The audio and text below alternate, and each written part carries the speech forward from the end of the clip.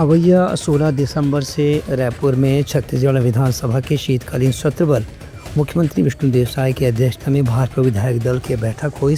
मुख्यमंत्री के निवास कार्यालय में हुई बैठक में मुख्यमंत्री सत्ताधारी दल के विधायक मन लकीन की सरकार के 1 साल पूरा होने के मौका में जतका भी सवाल विपक्ष ने लगाए गए है ओखर तर्कपूर्ण ढंग से आंकड़ा के साथ में जवाब देना है। कोई भी विधायक ला ऐसे कोई आरोप नहीं लगाना है जेखर से सदन के माहौल खराब हो।